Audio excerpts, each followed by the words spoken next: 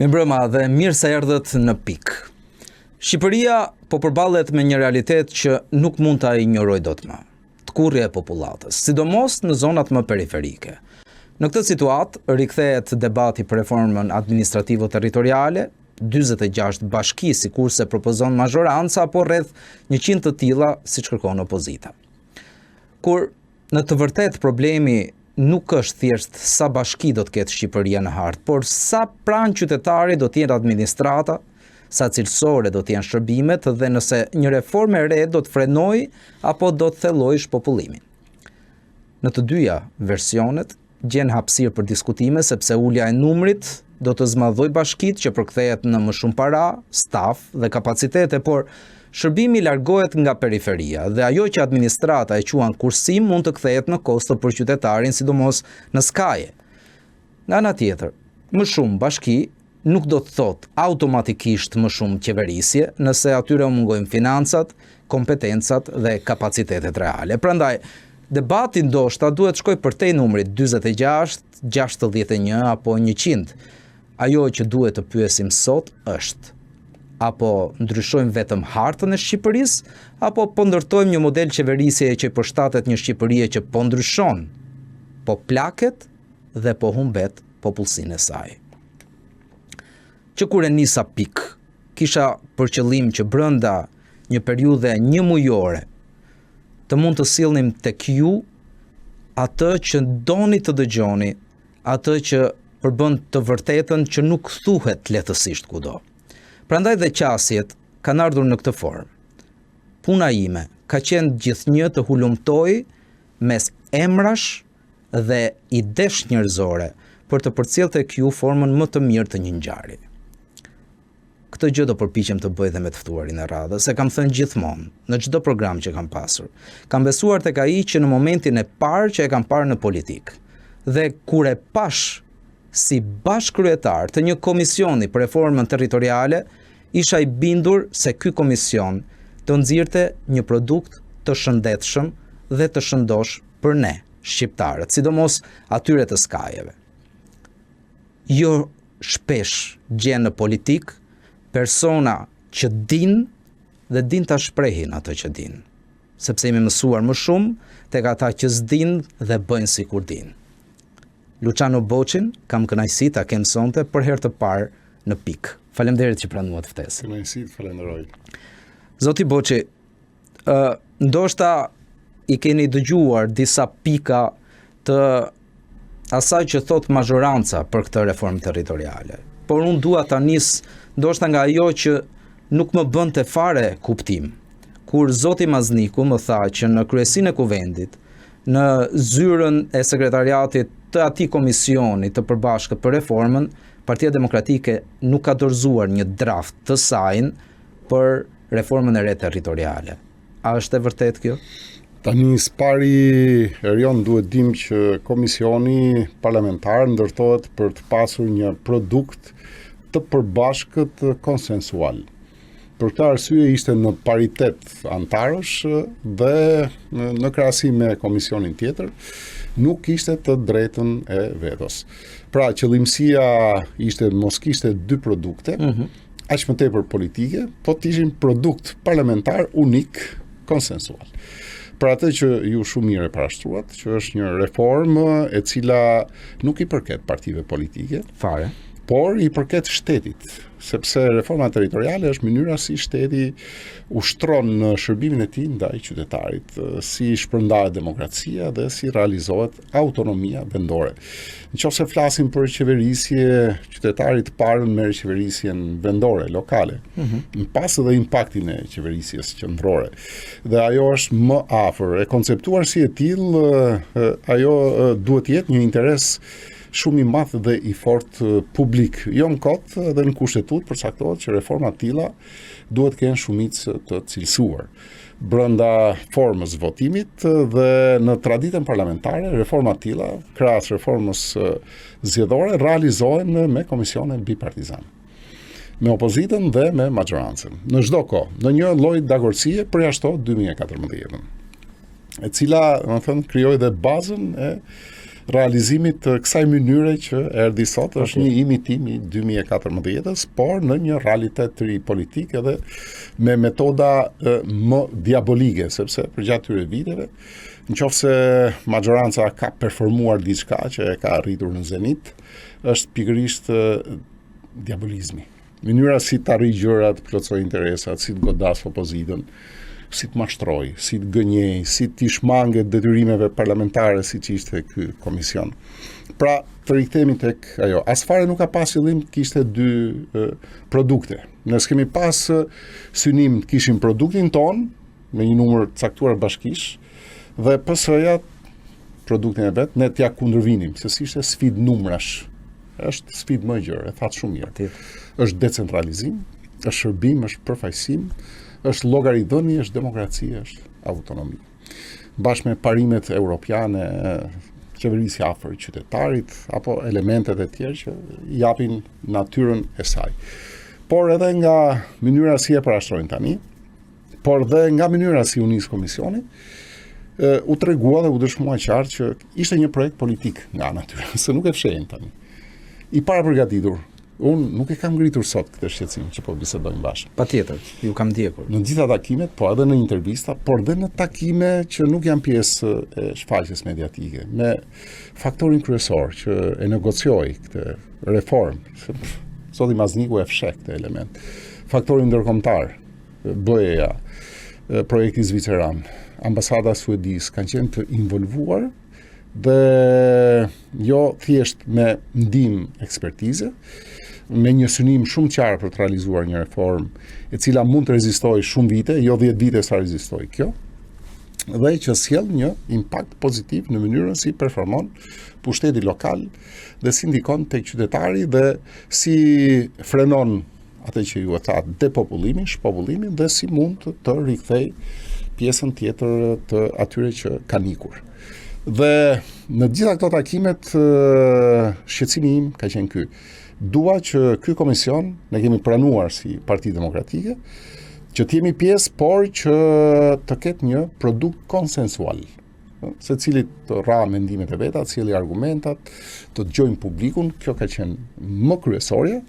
2014 u bë nga lart poshtë, nga PS-ja kaloi në qeveri, nga qeveria në parlament, shmangu opozitën që Gjoja s'mori pjesë, histori e gjatë, do i futemi asaj.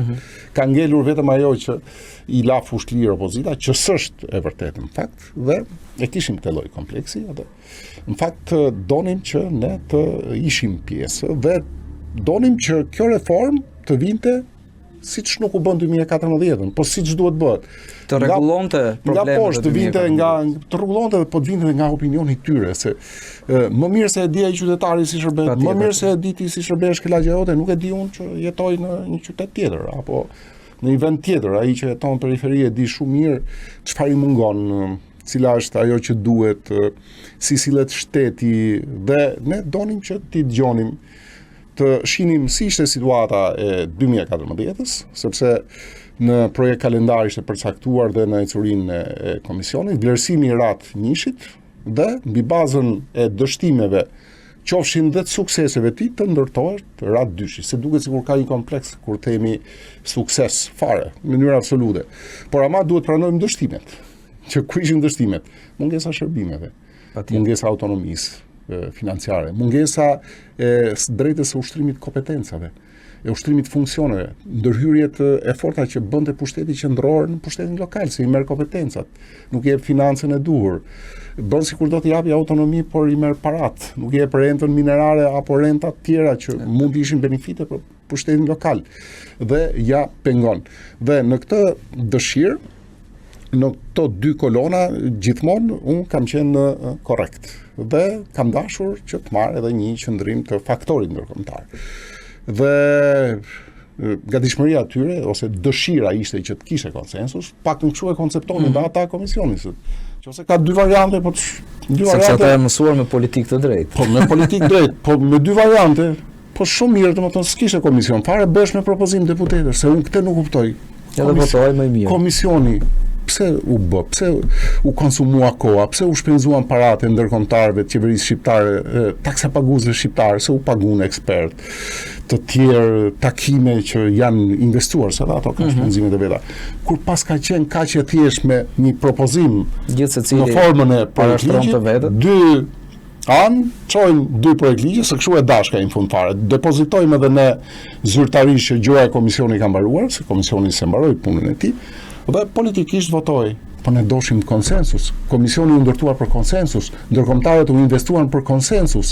Qytetarët, ju kujtohet Erion, që ishin shumë kënaqur që ne po bëshim biseda me ta, komunikime me ta, dëgjesa me ta, dhe nuk e fshinin ata kënaqësinë që shoqëru që po bisedojmë për një interes që i tekalon partitë politike. Ndonjëherë dhe akuza pse jeni ul. Po i mbashim këto pesha. Ne ishim aty, po secili kishte qëndrimin dhe mendimin e vet, por duke u nisur nga interesi qytetar. Pra, dhe ne në këtë lloj ritmi bashkë me ndërkombëtarët që dëshironin këtë gjë, vazhduam punën në komision. Nuk merrja përgjigje nga majoranca. Domethënë edhe në atë kërkesën tonë gjithmonë kishte një pikpyetje shumë të madhe dhe sigurisht intuita politike vepron. E dinim shumë mirë që kishte një projekt gatshëm, e dinim shumë mirë pastaj dhe momentin që u përshfaq një qëndrim me 4 variante në mbledhje grupi parlamentar që ishte shumë e parakohshme, por që paralajmëroi diçka shumë të madhe. Në komision kemi insistuar, nëse s'ke pyetje tjetër, ta vazhdojmë me punën e komisionit. Pra ne donim produkt komisioni. U investuan tërësisht në komision, si grup parlamentar. Fillimet e veta pati ngërçet politike për shkak të konfliktualitetit. Komisioni u pranua, po doja vazhdoj punën dhe kemi bërë një punë të jashtëzakonshme brenda 3 muajve. Domethënë kemi punuar 4 ditë javës. Ne kemi qenë në dëgjesa me kryetarët e bashkive, në dëgjesa me rrethet. Tirana u pengua. Pse u pengua? Sepse nuk pranonte kryetaria e bashkisë e emëruar të vinte në komision, sepse nuk e quante përgjegjësi. Zoti Masniku kërkonte Erion Beliajn që të vinte në komision. Po, e kërkoni, bëni kërkesën, jeni ju, jo ne kemi kryetarin e bashkisë që e keni emëruar, le të vi, nuk pranonte, u shty, kërkesa me dëgjesa me kryetarin e bashkisë ishte më thjeshta, ishte në komision. E vërtet. Dhe krahas kësaj zonjës munguan komision edhe përfaqësues të bashkive kryesore. Vërtet. Të PS-s. Shkodra nuk erdhi. Elbasani nuk u paraqit, nuk erdhi. Fieri nuk erdhi. Lezhë nuk erdhi. Atëherë kush e pengoi? Kush ishin janë PS-s këta? Kush i pengoi dëgjesat? Kush i pengoi këta? Opozita i tha që mos hajden. Pra pengesa erdhi nga ata. Dëgjesa e Tiranës u shty në kalenda e fundit, do e lëm në fund. Pastaj rakordimet politike. Derisa u thonë që kaloi afati i komisionit. Kaloi afati sepse një javë nuk u bë se zoti Masniku ishte në Strasburg. Normal, aktivitet parlamentar. Pastaj ditë tjera kam qenë unë në një delegacion tek Asambleja Parlamentare e Frankofonisë. Ishte një shtyrje e thjeshtë. Ndërkohë që i afroheshim fundit, se thash edhe një herë tjetër, duhet transmetuar e vërteta, në takimet me ndërkombëtarët që ishin të fundit, me zotin Rizo të BE-s, edhe zonja ambasadore të ambasadës Zvicrës, u kërkua nga vetë zoti Masniku, se kjo është më e bukura. Pa konsultim edhe me mua që të shtyhet afati i komisionit, do shtym afatin. Edhe unë thash po, patjetër, dakord jam, do e shtym afatin. Pra, ideja u hodh nga vetë zoti Masniku dhe pati një ndryshim pastaj të kursit të menjëhershëm si rufe në qelë pastër dhe gjithçka pastaj u kthyen pikën që sot ne arrim të diskutojmë për një proces antikushtetues dhe antiparlamentar. Se kjo më habit mu, si mundesh domethënë të kapërcesh kushtetutën dhe parlamentin dhe ti të pretendosh që po realizon një reform duke shmangur dhe xheruar një komision dhe duke sjell një propozim politik pavarësisht se propozuesi Zoti Boçi, po ju ishit mësuar me këto taktika apo jo?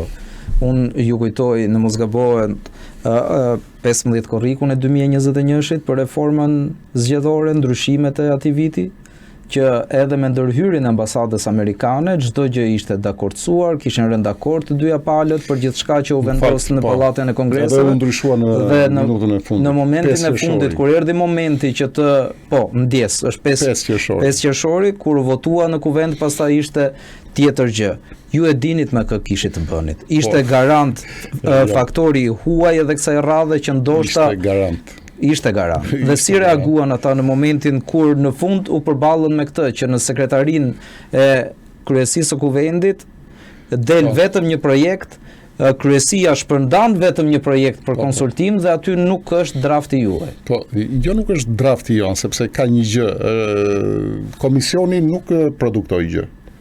Sepse ato duhet ishin edhe drafte, duhet ishin produktet të komisionit. Komisioni realizoi 3 pika, 4 gjithsej, duke mos një e katërta është e paplot, është Tirana, mungesën e dëgjesës. E qartë, për zotin Mazniku tha që projektin tonë kemi dërguar bashkive që në korrik.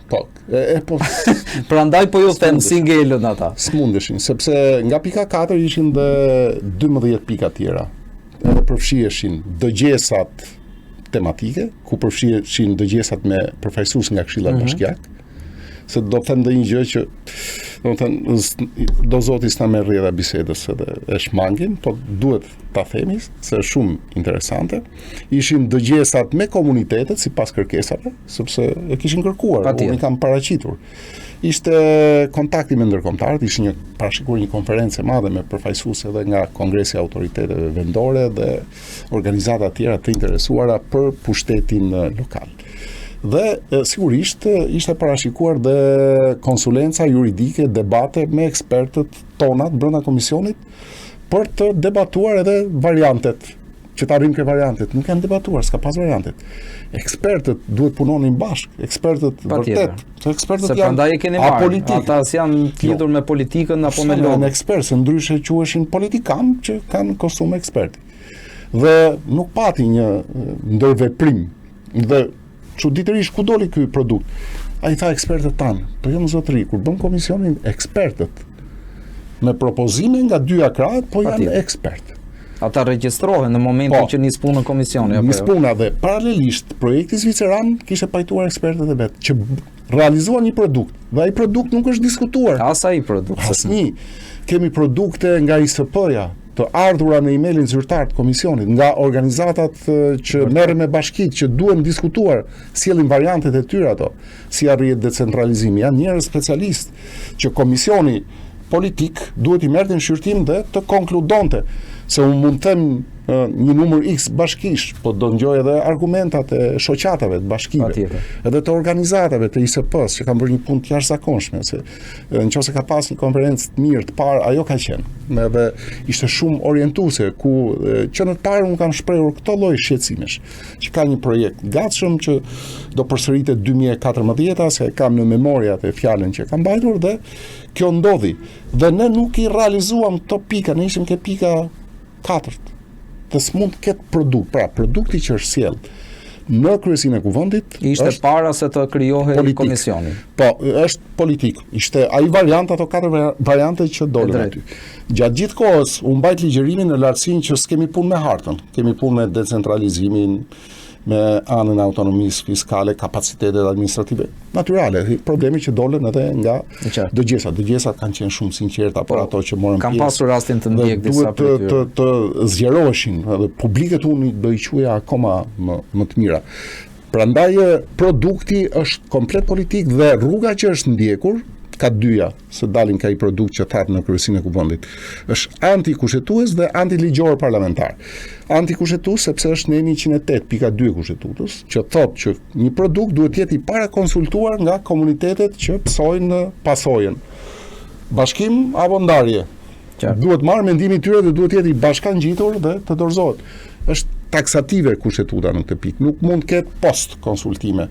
Kur ti e bën fakt kryer dhe tani ti, domethënë, kërkon mendimin e tyre. Pastaj dalin ke mendimi është kundërshtues. Absolut. Por këtu ka një pyetje tjetër që si do realizohet kur ato janë kundër. Duhet dalim me kjo çështje. Dhe pse është antiparlamentar? Pa një takim kryeministri për t'i bindur të mos ishin më kundër. Pati po do vazhdoj, domethënë i kërcënoj jo takim. pati një. Unë nuk isha brenda dhe i lexova çfarë u shkruaj. Jo, unë kam marrë informacion. Atëherë po ju a lexova ekskluzivitetin. Po, telefonik, sepse meqense dolëm ke telefoni na fal edhe gjusi. Për gjatë gjithë kohës që ishim në komision, përfaqësues të lartë PS-s na merrshin ne të PD-s në telefon thoshin si do bëhet harta. As deputetët s'kan pas informacion, as kryetarët e bashkive se u vërtetua. Po as deputetët nuk kanë pas. As vetëm një dinte si do bëhesh. As vetë zoti Mazdiku ktheu nga zgjatje kohë komisionit që ishte normale. Po ja dorëzuan? Po ja dhan dori thanë do bëhet sepse dhe ai vetë, domethënë nuk e dinte në atë përshfaqjen që edhe detyrohet asaj të mashtrojë, gjej argumenta siç ka bërë edhe gjatë gjithë kohës punës komisionit. Më vjen keq domethënë që i parashtroj këto të vërteta, po këto po e përsëris janë të tilla dhe kanë ndodhur. Dhe produkti është antiparlamentar nga rruga, nga procedura ligjore parlamentare. Unë paktën e kam këtë përvojë dhe e di shumë mirë. Një projekt ligj kur dorëzohet nga një grup deputetësh apo një deputet në këtë rast është grup deputetësh, merret në shqyrtim nga konferenca e kryetarëve. Nuk e shpërndan administrata, ja çon bashkive. Ku jemi? Se s'po e kuptoj çfarë institucioni jemi, në parlament apo jemi në parti politike. Merret çoni atyre kryetarëve të bashkisë se kemi zgjat ne. Thoya atyre na japin një mendim dhe mundësisht na japin pozitiv, se po e tha negativ bëhet mbledhja kuçit pastaj. Pra, parlamenti duhet ndjekë procedurën. Kush është komisioni që merret? Komisioni i ligjeve. Komisioni i ligjeve pastaj vendos konferenca kryetarëve e dërgon komision. Komisioni është autoriteti ligjor që ja dërgon për votim. Mirë po, u mbyll parlamenti dhe nuk kishin kohë sepse edhe përdoren të lloj. Pra, antikushtetuese dhe antiligjore. Jo më që komisioni nuk u konsiderua, nuk përfundoi puna e tij. Dhe çfarë kërkuam ne? Erion. Kërkuam zgjatjen që ishte dakorcuar me ndërkombëtarët. Që u kërkua së pari nga zoti Mazniku. Që u hop si ide dhe normale pranuar nga ne, se ajo ishte rrugëzitja. Ishte e para diskutuar, që nëse nuk del ne kemi një afat deri në tetor, 2 muaj. Por që zoti Mazniku më tha në tetor duhet të jetë mbyllur gjithçka sepse s'kemi kohë për të humbur për aplikimin për dalim po, kjo pikë. Tetori. Në 15 kam dalë unë dhe kam kërkuar shtyrjen. Kërkova gati 2 muaj e gjys, që i bie në tetor. Për 2 muaj e gjysëm përfshi edhe pushimet vjetore të ngushtë. Kërkuan punojmë ngusht, jo, punojmë ngusht i kam kërkuar. Më thënë kjo është ajo. Dhe të bëshim dëgjesat, se i bën komisioni me këshilltarët, këto që po pretendojnë post, dëgjesat me publikun, punë intensive. Se nuk është se s'kishte kohë, si ato kanë 60 ditë gjoja afat, që janë dëgjesa që është vetëm për këshilla. Ne do intensifikoshim punën, do bëshim dhe dëgjesat, pra çfarë u fitua dhe çfarë u humb. Pse u mbyll komisioni kur 60 ditë paktën, shto dhe 15 ditë dhe tjera, 2 muaj e gjys fiks sa kërkuam në zgjatjen e komisionit, ne punoshim në tetor, thamë ne, është deadline dhe ne sjellim atë produktin të komisionit. I cili është vetëm i konsultuar për dhe double, apo është unik, nuk ishte rëndësi pastaj, por ishte produkti i komisionit edhe legitimiteti politik i atij produkti do ishte i plot. Sot nuk është. Se ka humbur dhe e shpjegova. Çfarë duhet të presim ne qytetarët tani? Tani qytetarët s'pare gjykojnë këtë. Çfarë logjike ka kjo që i gjithë ky afat kohor që do shfrytëzohet politikisht me këto kundërshtit që kanë shpërthyer, pse nuk u bë që t'i jepësh e drejta e komisionit? Më thonë, mu më duket edhe pa mençuri politike, por unë gjithmonë nga kundërshtari kërkoj që të bëj gabime politike, gafe. Dhe kjo është gaf, totalisht politikës. Është e para që bën kundërshtari juaj politik? Jo, është arroganca, harbutëria. Jo, gafa është e para që po s'është e para. Atëherë duhet të shqetësuar dhe. Por, domethënë këta e ngrenë nivelin e mençurisë e kanë me diabolizëm, ai që thash në fillim, nëse kanë performuar diçka, janë diabolik, e quajnë mençuritë vetën, domethënë, edhe harbutërinë e quajnë inteligjencë, edhe arrogancën e përkufizojnë si inteligjencë. Ndërkohë që janë antivlera, këto i ndeshin si vlera, jam i mençur unë se unë sillen në mënyrë harbute. Nuk besoj që kjo hyn ke mençuria, apo jam unë zgjidhës i problemeve duke i ngulur thikën në shpinë qytetarit, politikanëve të mi, kryetarëve të mi, bashkisë kështu ka ndodhur për hir edhe të kapriçove, se ka një pyetje në eter, në ajër, por tek e fundit, pse do 46 kur njerëzit kërkojnë më shumë Se e kërkojnë njerëzit, kur vetët ja kërkojnë, do të thënë ka koncept politik, kur kryetarët e bashkive, puna nuk realizohet sepse përkeqësohet shërbimi, rriten distancat, s'ka përfaqësim, s'ka kërkesë llogarie, s'ka decentralizim, edhe nuk realizohet. Te kush është hym ke absurdi i shijes. Nuk dua të shoh unë ca që vinë, se kështu e ka thënë, nuk dua të shoh kryetar bashkisë që vinë nga fshati. E kupton që çmendurie ku jemi ne? Do të thënë, deri këtu arrin, pra i prish shijen e rehatisë, e vanitetit, se pushteti gjatë çon vanitet me kopsh privat, me luks të shfrenuar dhe do të thënë krijon atë bezdin, pse tjetë ai tavolin hiqe atë dhe do të thënë flitet për në gjykimet niveleve 0, por çuditërisht në Shqipëri marrin formën e termave dhe qëndrimeve politike dhe shiten si qëndrime politike dhe publiku rri i befasuar para ekranit që do merret një vendim për interesin e tij. Ato janë vendime që Rama i merr në banalitet e sipër, domethënë natyrën që ka i vetë si profil psikopolitik. Qartë. Pyetja tjetër.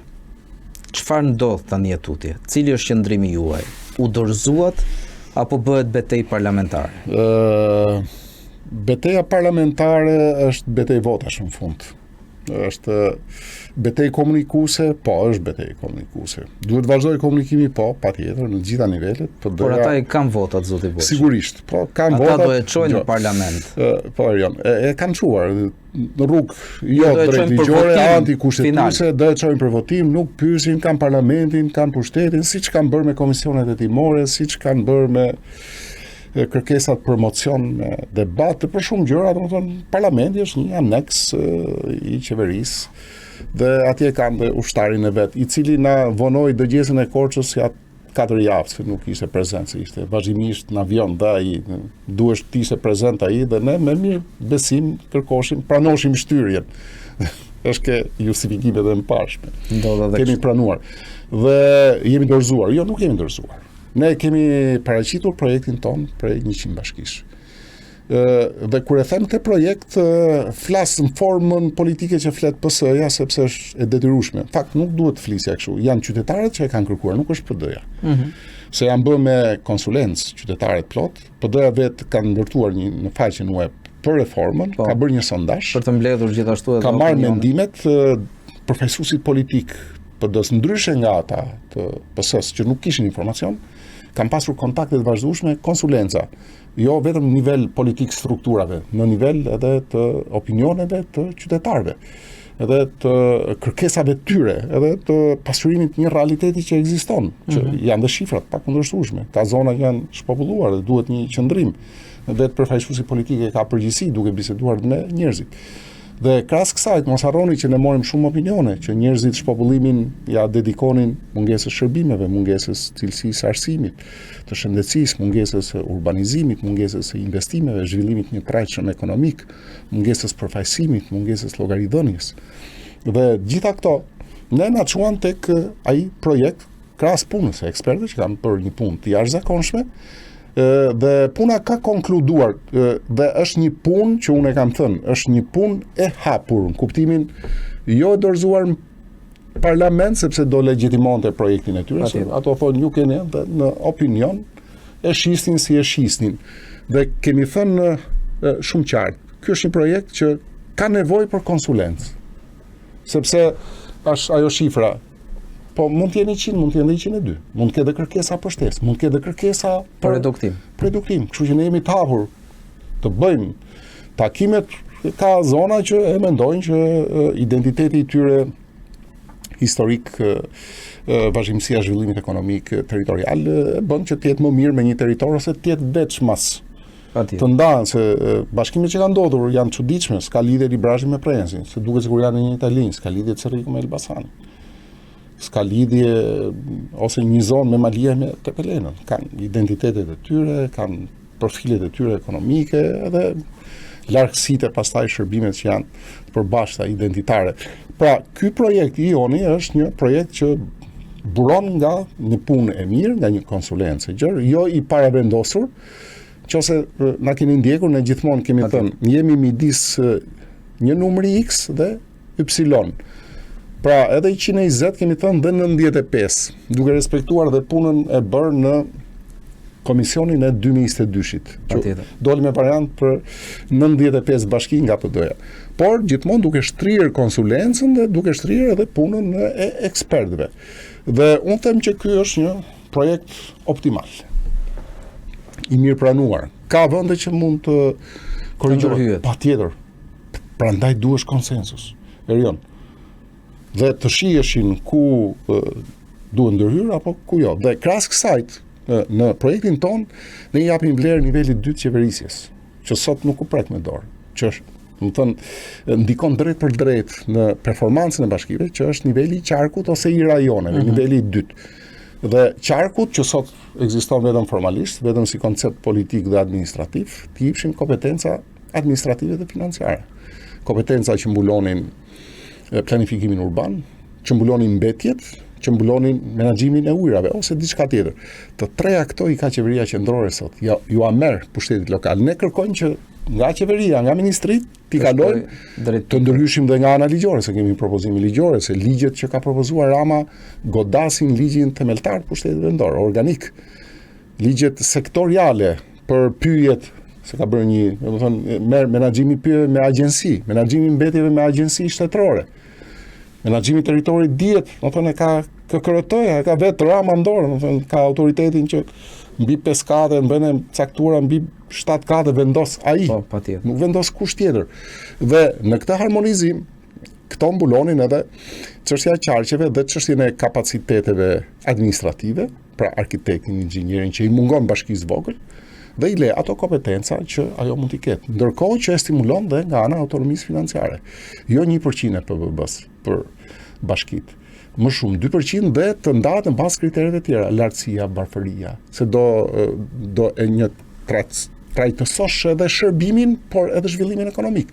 S'mund të lesh zona të varfra, siç ke sot, zona shumë pasura. Nuk mund të lesh ekstremitete dhe brenda një bashkie. Jeton Tiranë. Ai i Zallherrit jeton si ai i rajonit 5 apo i lagjes X në Tiranë? Jo, s'ka si lloj shërbimi, s'ka rrugë. S'ka rrugë. Kurse ka bërë Tirana që realizon shpenzimet më të mëdha, që ka të ardhur aty jashtëzakonshme. S'mundet një bashki e madhe më rajon. Ja dalim këtu, nuk mundet. Duhet një shërbim, shteti të jetë prezant. Nëse ikën shteti, ikën qytetari. Nëse ikën qytetari rajon, ikën banori. Territori është bosh dhe territori pushtohet. Pushtohet ka disa forma, nuk bëhen pushtimet me ushtri. Dhe madje këtu do të bëj një ndërprerje sepse kur bëjmë dhe biseda me njerëzit, shumë e thjeshtë. Doli çështja e raporteve me Serbinë për shkak situatës.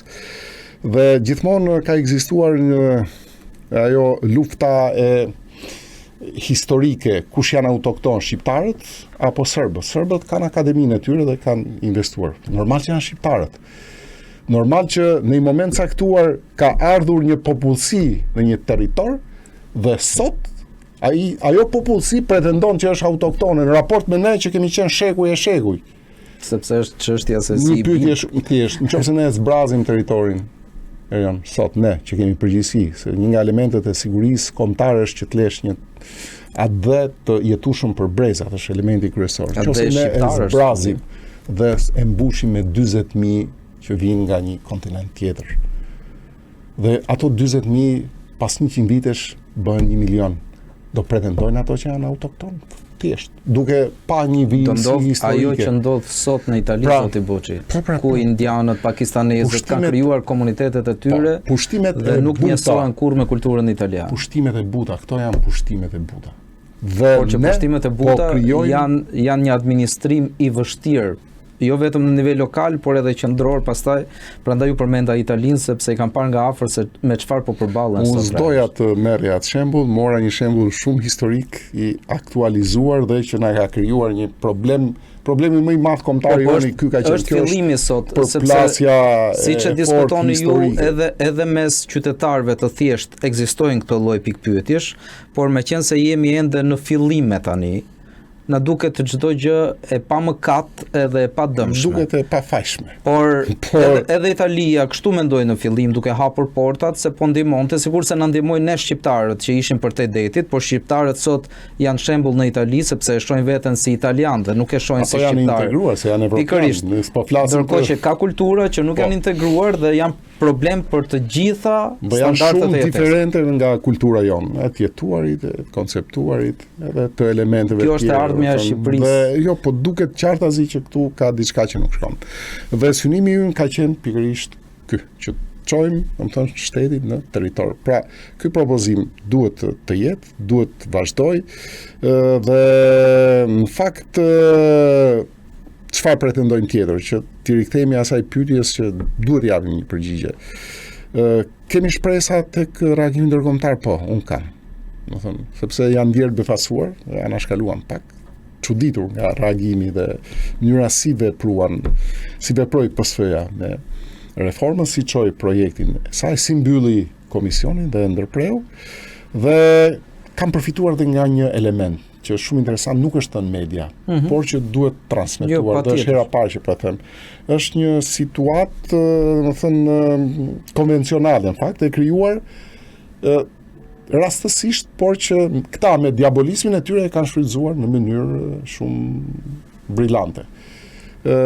Ka lëvizje brenda dy përfaqësive diplomatike që kanë ndjekur procesin, BE-s edhe ambasadës zvicerane.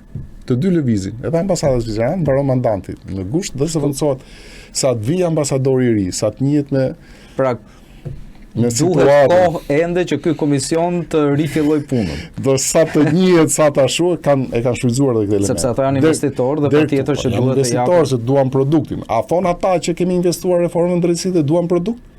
Kanë investuar në reformën territoriale, po pse s'kërkojnë produkte?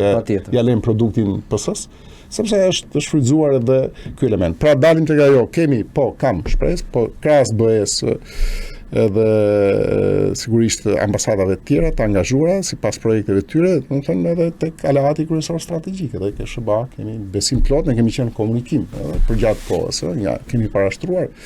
Unë i kam ngritur shqetësimet e mia të tilla siç i paraqita edhe këtu në atë dyshimin që ka një projekt politik që bëhet për arsye elektorale, në bashkim votash.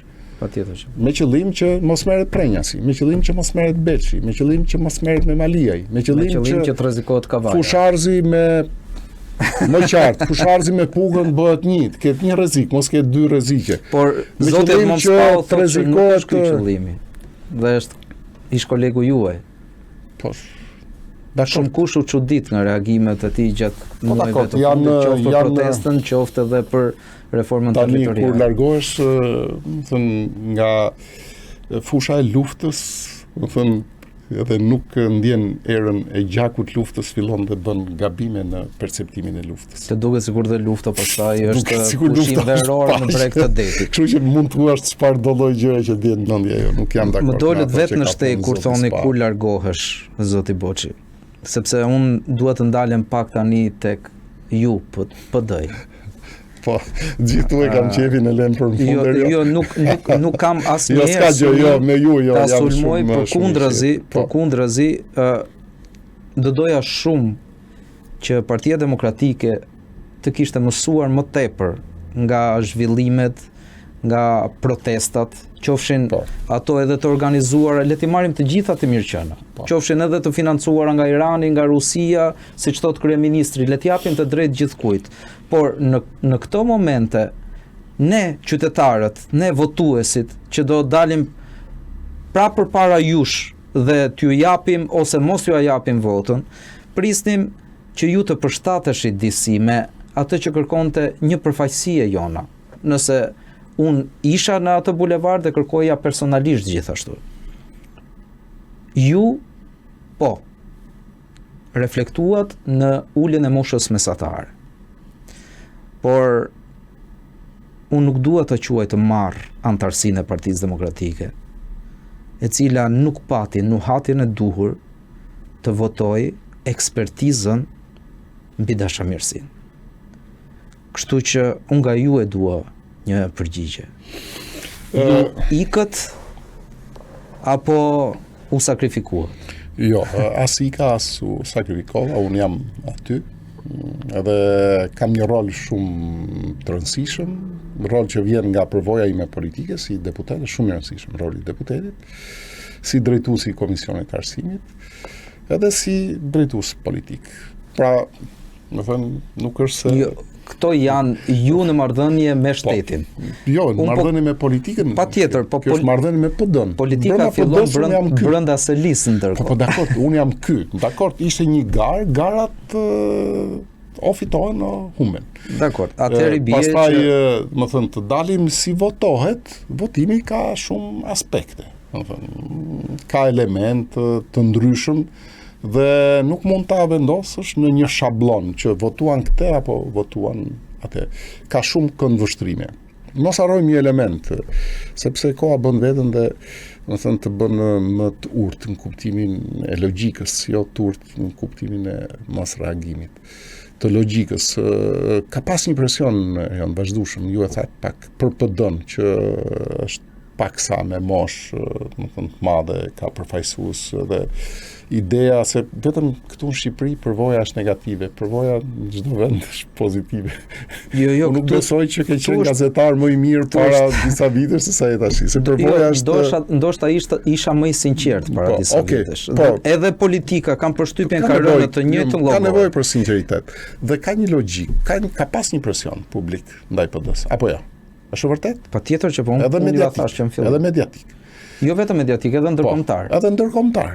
Do e thoj edhe unë, dhe ndërkombëtar. Dhe atëherë, do të thënë, ka një përgjegjësi brenda nesh që ky presion duhet shndruar, sepse duhet të afrosh komunikimin me publikun. Publiku e kërkon dhe ti duhet gjesh mënyrën për t'u qasur publikut, për të ardhur dhe ke ideja ti, për të rritur besimin, se është element kryesor, besimi kjo.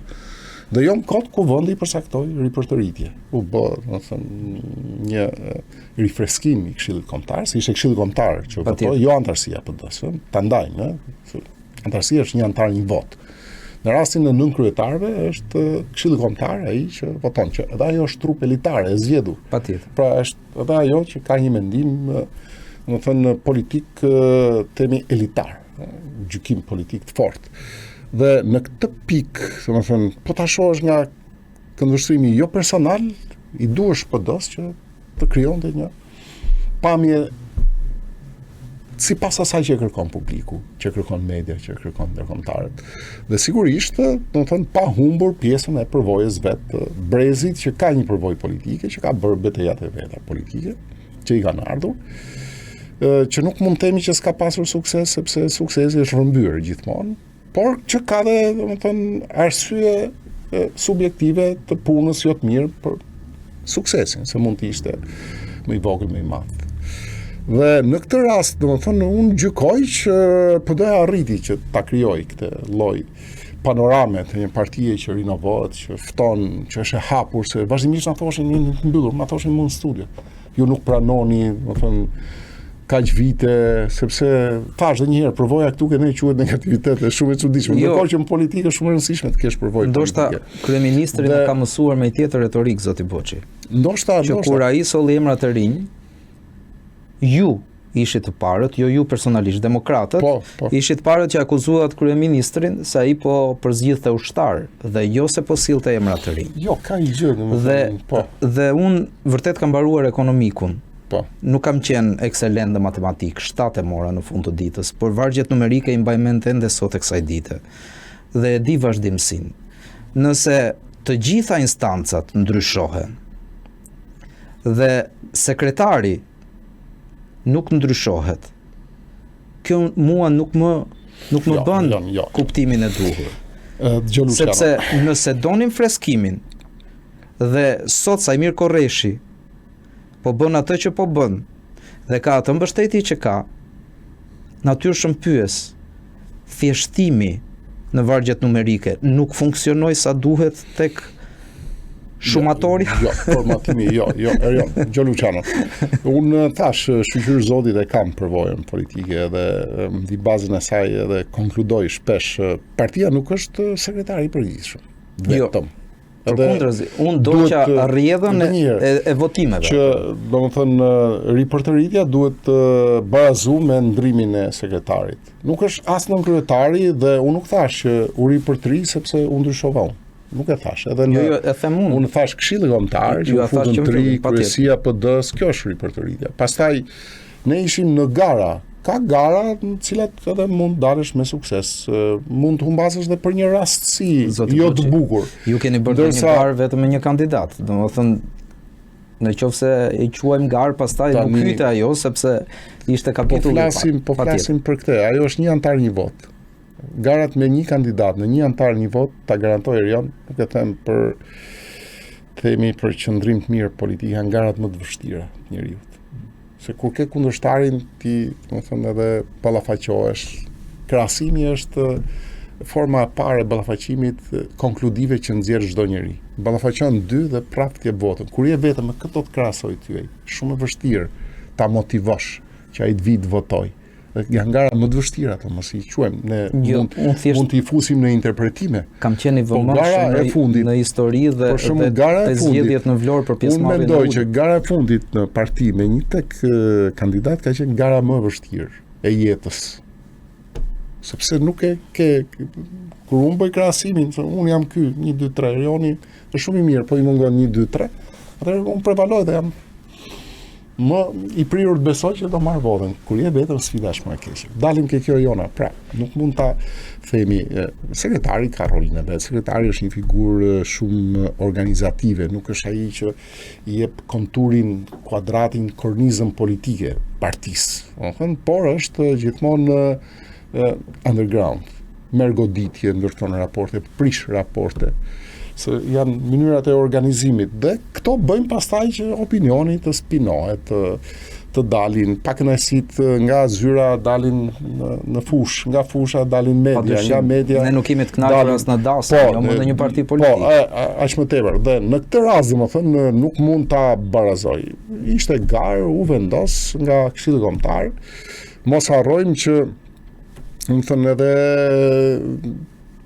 garat kanë atë themi mënyrën e vet zhvillimit dhe kur bëhet e fortë dhe kur bëhet garat themi drejtën ishin forta, domethënë edhe për sekretar. Se e tha vetë zoti Koreshi ka mbështetje për shkak të regjistrit që përdor. Nëse unë do isha antari i Partisë Demokratike do ja jepja një votë. Atëherë gara ishte garë, ishte garë. Jo, këtë e thash. Në këtë sens, domethënë, pra kishte garë, doli një rezultat.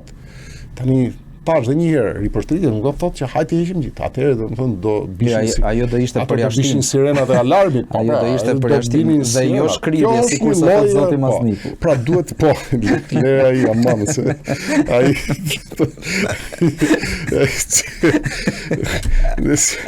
dalim ke këto përfundime, domethënë njerëzit me mentalitet hermafrodit janë të habitshëm, nga ata mund të presë gjithçka. Kjo, po e lem këtë historie dhe nuk jemi këtu ke pjesa e PD-s, jemi tek pjesa konservatore, mos na çohet ke pjesa jo konservatore. Edhe në këtë rast domethënë unë gjykoj që garat produktuan këtë, mos i keq gjykojnë garat. Unë nuk gjykova kënd. Pra, jo kam të drejtën që ne vendosim pikpyetje pse antarësia apo Këshilli Kombëtar, pra ka shumë elementë që vendosin për krajën një vote. Të shohin të barabartë është një element social që ndikon. Nuk të shohin barabartë prevalon një element politik. Edhe në këtë rast, domethënë, gjërat janë prandaj vota është komplekse. Zoti Boçi, e di pse ndodh kjo, më lejoni që t'ju sjell një shembull që ndoshta nuk është i përshtatshëm. Por njerëzimi sot ka një dilemë shumë të madhe, që është pse Zoti merr gjithmonë më të mirët. Dhe nga kjo, neve na linde drejta të bëjmë pyetje relative që kanë sens këtë gjë. Dhe këtë duam të kuptojmë dhe ne. Sepse që këtu ndoshta, nëse ne nuk reagojmë në gjërat e vogla, nesër bëhet një gjë akoma më e madhe, si reforma territoriale mononjeri, e cila na vë përpara një popull dhe pastaj shkojmë tek shumë komunitete, hapjen konsullatash, meqense ra fjala ju jeni në dieni të hapjes së një konsullate serbe në Shkodër, meqense jeni dhe drejtuesi. Do jap këtë përgjigje, po do shtoj diçka se atë se kalum nga që biseda është e këndshme, kalum edhe në përsjatje paksa filozofiko-fetare. Zoti merr më të mirët, është ai konkludimi edhe shumë ngushëllues dhe jo shumë rasor, se ka shumë elemente, më thënë, eterik edhe transcendental. Por do thoya që Zoti përpiqet gjatë gjithë kohës t'i përmirësojë të këqijt. Pra nuk është se ai vetëm merr, ai punon. Ndoshta kjo ishte përgjigje më e mirë që mund të vjen. Kështu që ai punon vazhdimisht.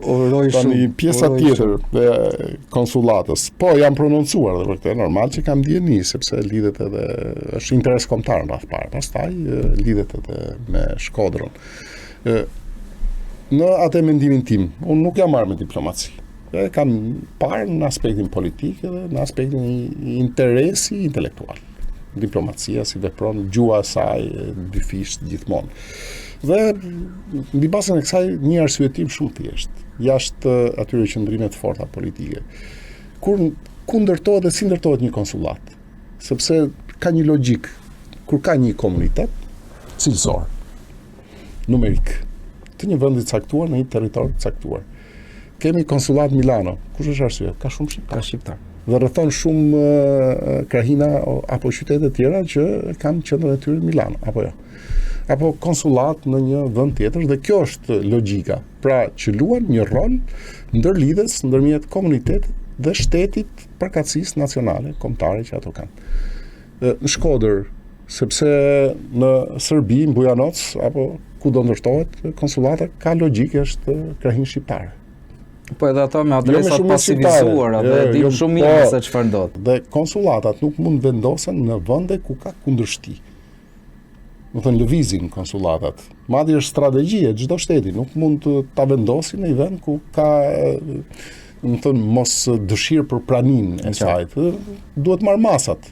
Sepse u hap konsullata greke në Korçë, por nuk pati reagime kundërshtuese. Konfliktualitet ose në Gjirokastër nuk pati reagime deri diku. Po nuk mund të hapet një konsullat greke në Elbasan, për shembull, është krejt e papranueshme. Ta themi, do të ka edhe shqiptarë që duan të bëhen grek. Mirë, në formën më thjeshtë. Dhe në këtë rast, duke bërë ballafaqimin, është veprimi më i gabuar, pra është një humbje që shitet si barazim. Ajo është humbje totale. Unë ta jap drejtën, por dua që të më tolerosh. Kjo nuk është diplomaci pastaj. Kjo është, politik agresive dhe me ngjyra nacionaliste tegra, që ti zëvendësosh diplomacin me politik nacionale. Këtë, e kam bërë serbët në suksesin e tyre, sepse kam përballë Ramën, që marrëdhëniet shtetërore i ul në nivelin e marrëdhënieve personale. Nuk e di që marrëdhëniet personale mund të ndihmojnë marrëdhëniet shtetërore. Mund, do të thonë një kur flasim për prevalojnë dhe të jenë ato përcaktuese të gjërave që ndërtohen midis marrëdhënieve shtetërore, sidomos kur këto marrëdhënie kanë qenë delikate për gjatë gjithë historisë, hapa duhet të jenë shumë të kujdesshëm, shumë të matur, dhe patjetër që duhen për llogaritë edhe pasojat e sotme, por edhe të nesërme.